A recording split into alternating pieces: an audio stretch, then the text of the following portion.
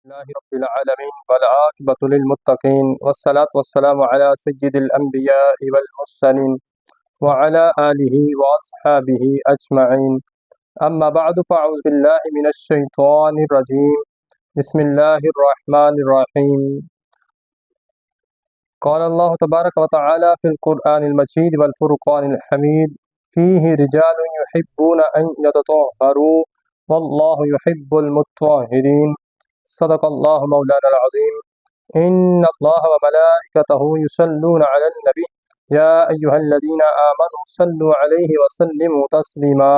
اللہم صل علی محمد وآلہ وعترتہ بعدد کل معلوم لک.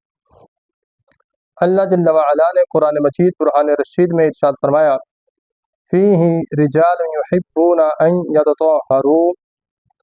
یہ اللہ جل وعلا نے مسجد قباء کے آس پاس رہنے والے صحابہ کرام رضوان اللہ اجمعین کی شان کو بیان فرمایا کہ اس میں ایسے لوگ ہیں کہ جو پاکی کو پسند کرتے ہیں. واللہ یحب المطہرین، اور اللہ خوب پاک صاف رہنے والوں کو پسند فرماتا ہے. تو اس حوالے سے کہ بندہ جب بیت الخلاء میں جائے طہارت کے لیے تو اس وقت کیا آداب ہونے چاہیے، طریقہ کار کیا ہے کہ جس کے مطابق بندہ قضاء حاجت کرے. تو اس حوالے سے سب سے پہلی بات یہ یاد رکھنی ہے کہ جب قضاء حاجت کے لیے جائے بیت الخلاء میں داخل ہونے سے پہلے اس بات کا یقین کر لے کہ اس کے ہاتھ میں، اس کے گلے میں کوئی ایسی چیز نہ ہو، یعنی کوئی ایسی انگوٹھی نہ ہو، کوئی ایسا لاکٹ نہ ہو، کوئی ایسی چیز نہ ہو کہ جس کے اوپر اللہ جل وعلا یا نبی کریم علیہ الصلوۃ والسلام کا نام لکھا ہو. کوئی ایسی چیز اس نے نہ پہنی ہو. اگر ایسی چیز پہنی ہے تو اس کو چاہیے کہ اس چیز کو وہ اتار دے. اس حوالے سے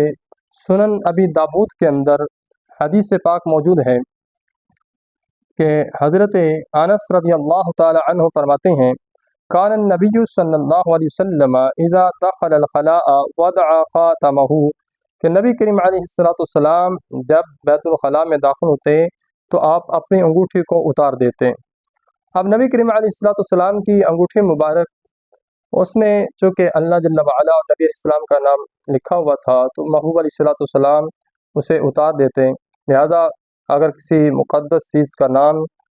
لکھا ہو ایسی چیز پر جو آپ نے پہن رکھی ہے تو اسے اتار دینا چاہیے. تو یہ آداب میں سب سے پہلی بات بیت الخلاء میں داخل ہونے کے حوالے سے یاد رکھنی چاہیے.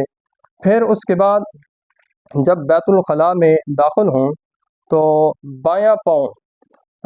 پہلے داخل کریں، اور بایاں پاؤں داخل کر کے جو ہے وہ اس سے پہلے آپ دعا پڑھیں. تو جب داخل ہونا ہے تو بائیں پاؤں کو پہلے داخل کرنا ہے. تو داخل ہونے سے پہلے ایک دعا پڑھ لیں جس کا ذکر سورہ نسائی میں موجود ہے کہ حضرت انس بن مالک رضی اللہ تعالی عنہ فرماتے ہیں کہ کان رسول اللہ صلی اللہ علیہ وسلم اذا دخل الخلاء قال، کہ نبی کریم علیہ السلام جب بیت الخلاء میں داخل ہوتے تو آپ صلی اللہ علیہ وسلم یہ فرماتے، یعنی آپ یہ پڑھتے کہ اللہم انی اعوذ بک من الخبث والخبائث. تو داخل ہونے سے پہلے یہ دعا پڑھ لیں اور پھر بایاں پاؤں اندر داخل کرتے ہوئے داخل ہو جائیں.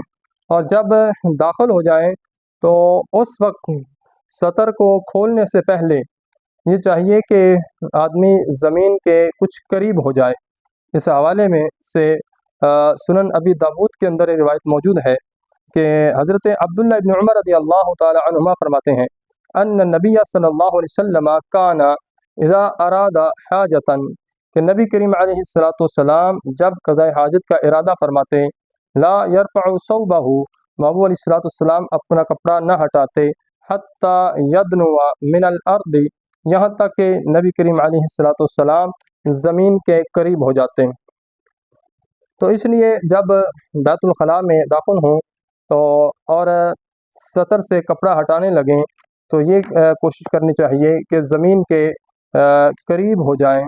اور زمین کے قریب ہو کر پھر کپڑا ہٹائیں. اور پھر اس کے بعد جب بیٹھنے لگیں تو اس میں بھی اس بات کا خیال رکھا جائے کہ ہمارے گھروں کے اندر یا جس جگہ بھی یا وہ دفاتر میں یا جہاں بھی ہوں وہاں پہ شروع سے ہی جب وہ جگہ بنانے لگیں تو WC کو رکھنے کا جو انتظام ہے وہ اس انداز میں ہو کہ جب انسان بیٹھے تو اس کا منہ نہ مشرق کی طرف ہو اور نہ ہی جو ہے وہ مغرب کی طرف ہو، تو نہ تو جو ہے وہ قبلہ شریف کی طرف اس کا منہ ہونا چاہیے اور نہ ہی قبلہ شریف کی طرف اس کی پیٹھ ہونی چاہیے، اس بات کا خیال رکھا جائے۔ اس حوالے سے سنن نسائی کے اندر یہ روایت موجود ہے کہ قال رسول اللہ صلی اللہ علیہ وسلم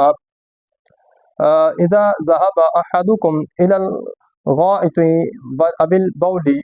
کہ نبی کریم علیہ السلام نے ارشاد فرمایا کہ جب تم میں سے کوئی جو ہے وہ پخانہ یا پیشاب کے لیے جائے فلا یستقبل القبلۃ ولا یستدبرها، مایا کہ قبلے کی طرف نہ منہ کرے اور نہ ہی پیٹھ کرے۔ تو اس لیے جب بیت الخلاء میں جائیں تو اس بات کا خیال رکھا جائے کہ قبلہ شریف کی طرف نہ منہ ہونا چاہیے اور نہ ہی قبلہ شریف کی طرف پیٹھ ہونی چاہیے۔ قضاء حاجت کرنے کے بعد جب باہر نکلیں تو پہلے دایاں پاؤں باہر رکھنا چاہیے اور باہر نکل کے پھر دعا پڑھیں۔ ایک تو دعا حدیث پاک میں یہ ذکر کی گئی کہ وہ غفرانہ کا کہیں، اور پھر اس کے ساتھ ساتھ دوسری جو مشکوٰۃ شریف میں حدیث موجود ہے یہ ہے کہ وہ جب باہر نکلے تو یہ دعا پڑھے کہ الحمدللہ الذی اذھب عنی الاذی وعافانی، یہ دعا پڑھ کے وہ باہر نکلے۔ اس کے ساتھ ساتھ اس بات کا بھی خیال رکھا جائے کہ بسا اوقات جب بندہ بیت الخلاء میں ہوتا ہے تو کوئی فون آ جاتا ہے۔ اب جب فون آتا ہے تو اس کی بیل بجتی ہے، تو سب سے پہلی بات اس حوالے سے یہ یاد رکھیں کہ بیل جو فون کی ایسی نہ ہو کہ جس میں اللہ جل وعلا کا نام ہو، نبی کریم علیہ السلام کا نام ہو،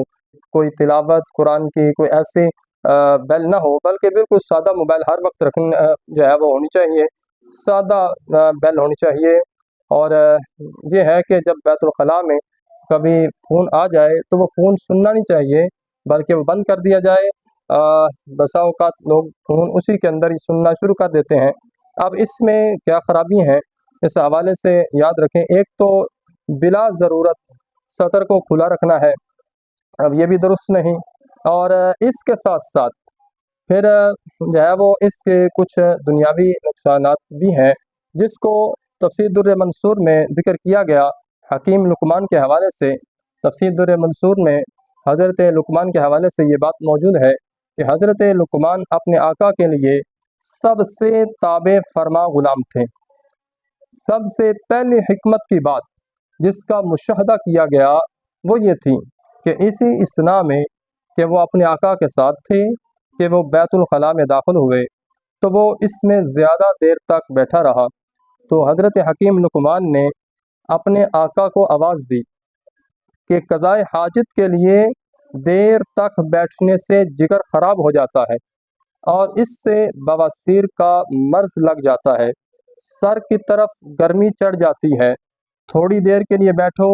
اور باہر نکل آؤ۔ تو یہ حضرت حکیم لقمان نے اس وقت اپنے آقا کے لیے یہ بات کہی، تو اس سے پتہ چلا کہ بلا ضرورت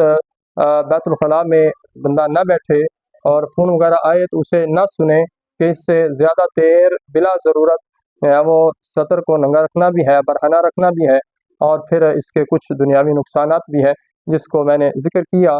تو اس بات کا وہ خیال رکھا جائے۔ اس کے ساتھ ساتھ ہمارے ہاں بسا اوقات معاشرے میں یہ چیز پائی جاتی ہے کہ کچھ ایسی باقاعدہ جگہ بنی ہیں کہ جہاں پہ لوگ کھڑے ہو کر قضاء حاجت کرتے ہیں، یعنی پیشاب وغیرہ کرتے ہیں، تو کھڑے ہو کر پیشاب نہیں کرنا چاہیے بلا ضرورت۔ جو ہے وہ جس کی کوئی مجبوری ہے تو وہ تو ایک مستثنیٰ صورت ہے، لیکن بلا ضرورت بلا مجبوری کھڑے ہو کر پیشاب کرنا یہ درست نہیں ہے۔ اس حوالے سے حضرت سیدہ عائشہ صدیقہ رضی اللہ تعالی عنہا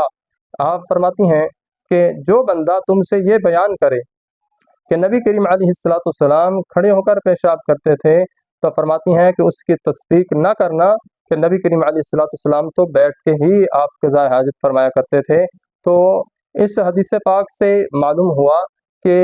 بلا مجبوری بلا ضرورت کھڑے ہو کر پیشاب نہیں کرنا چاہیے۔ یہ معاشرے میں ایک ٹرینڈ بن چکا ہے اور ایک رواج آہستہ آہستہ